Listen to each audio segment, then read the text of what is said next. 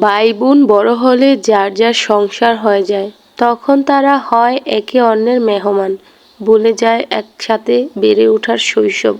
বড়ই অদ্ভুত জীবনের এই পরিবর্তনগুলো। আমি যতবার বিষয়টাকে হৃদয় থেকে ভেবেছি, ততবারই বুকটা হাহাকার করে উঠেছে, চোখে এসেছে জল।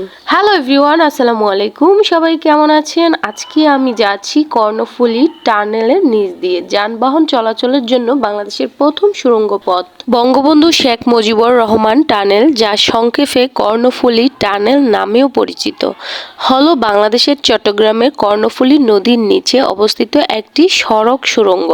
2023 সালে 28 অক্টোবর তৎকালীন প্রধানমন্ত্রী শেখ হাসিনা এই সুড়ঙ্গ পথটি উদ্বোধন করেন।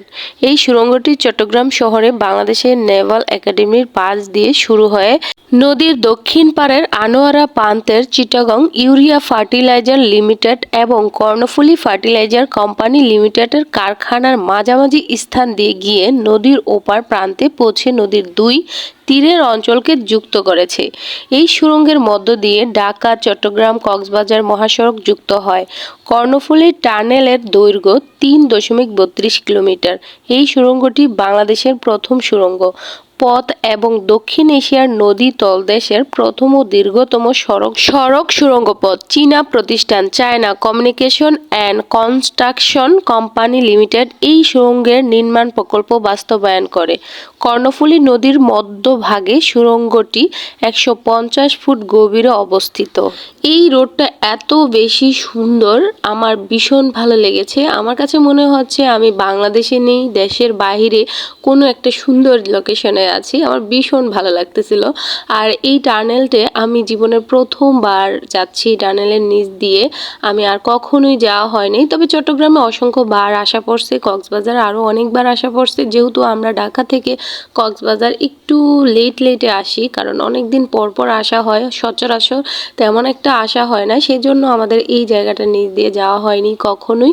তো আজকে ফর দ্য ফার্স্ট টাইম আমি যাচ্ছি, তো আমার ভীষণ ভালো লাগতেছে, আমি অনেক বেশি এক্সাইটেড। তো আমরা এই যে টানেলের প্রথম গেট দিয়ে ঢুকে পড়েছি। আমরা কিন্তু এখন নদীর মাঝ দিয়ে আছি, মানে নদীর তলদেশে আছি। আমাদের উপরে কিন্তু পানি আছে, বাট আমরা জানি না, কিন্তু দেখতে ভীষণ ভালো লাগতেছে। আর রোডটা এত বেশি ফাঁকা ছিল, খুবই মজা পেলাম, কারণ যানজট খুবই কম ছিল। শহরের ওপার দিয়ে গেলে অনেক বেশি যানজট থাকে, কিন্তু কর্ণফুলী টানেলের এই নিচ দিয়ে গেলে, এই রোডটা দিয়ে গেলে একদমই যানজট পড়ে না, খুব ফাঁকা থাকে রাস্তাটা, আর দেখতে ভীষণ ভালো লাগে। তো আজকে প্রথমবার আমি যাচ্ছি, আমি ভীষণ এক্সাইটেড ছিলাম, আমার অনেক বেশি ভালো লাগছে। আমি অনেকটা পথ ধরে ভিডিও করতেছিলাম, বাট সবটা ভিডিও তো আর ওই রকমভাবে দেওয়া যায় না, আমি অল্প অল্প করে দিচ্ছি। বেশি বড় হয়ে গেলে আমার ভিডিওতে এমনি মানুষ দেখে না, আরও বেশি মানুষ দেখতে চায় না, ভোর হয়ে যায়। আর এই যে আমার সোনামণিটা, হ্যালো সোনামণি, কি করো তুমি? তোমার কেমন লাগছে? ও বলতেছিল আম্মু আমার ভীষণ ভালো লাগতেছিল, কারণ আমি প্রথমবার এই টানেলের নিচ দিয়ে যাচ্ছি। তো আমরা যেতে যেতে চলেই আসলাম আবার মেইন রোডে, মানে পানির নিচ থেকে উঠে আমরা একদম ভাসমান জায়গায় চলে আসছি। তো এই ভিতরের জায়গাটা আমার অনেক বেশি ভালো লাগছে, অনেক সুন্দর লাইটিং ছিল, খুবই ভালো লেগেছে। আর এই তো দেখা যাচ্ছে কর্ণফুলী নদী, আর ওই নদীর ওইখানে বিশাল বিশাল বড় বড় জাহাজগুলা, যেগুলা দেশের বাইরে থেকে মানে মালামাল আসে দেশ বিদেশের থেকে। তো এই জায়গাগুলা ভীষণ সুন্দর ছিল।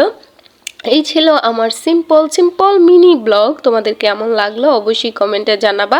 আর যারা কষ্ট করে আমার ভিডিওটা দেখতেছো, তোমাদের সবাইকে আমি রিকোয়েস্ট করে বলছি, প্লিজ আমার ভিডিওতে পেজে ফলো দিয়ে আমার ভিডিওতে বেশি বেশি লাইক দিয়ে তারপর ভিডিওটা শেয়ার করে দেবা। হ্যাঁ, তাইলে আমি তোমাদের সাথে আরও সুন্দর সুন্দর জায়গাগুলো শেয়ার করব। আমি যেহেতু অনেক দিন শুটিং করতেছি না, দীর্ঘ 1 বছর পরে আমি কামব্যাক, তো আবার কিছু কিছু ভালো ভালো শুটিং পেলে আমি করব, ভালো ভালো নাটকের সাথে যুক্ত থাকবো, ভালো মিউজিক ভিডিও পাইলেও আমি করব, কোনো সমস্যা নাই ইনশাল্লাহ। অনেক অনেক জায়গায় যাওয়া হবে, তো অনেক জায়গার ভিডিও তোমাদের সাথে আমি শেয়ার করতে পারবো। বাংলাদেশের অনেক প্রান্তরে শুটিং করলে যাওয়া যায়, এই বিষয়টা অনেক বেশি মজা। তো আমাদের শুটিং শেষ করে আমরা এই টানেলের এই সাইডে শুটিং ছিল, তো এই দিকে চলে আসছি। এখন আমরা কর্ণফুলী নদীর এই পাশটাতে একটু আমাদের সিন আছে, ওগুলো শেষ করে তারপর আমরা সোজা চলে যাব বাসায়, ঢাকার উদ্দেশ্যে। তো সবাই ভালো থাকো, আল্লাহ হাফেজ। হাফেজ, bye bye, tata, love you all, thank you so much. সবাইকে রিকোয়েস্ট করে একটা কথাই বলবো, প্লিজ তোমরা আমার পেজটাকে ফলো দিয়ে রেখো।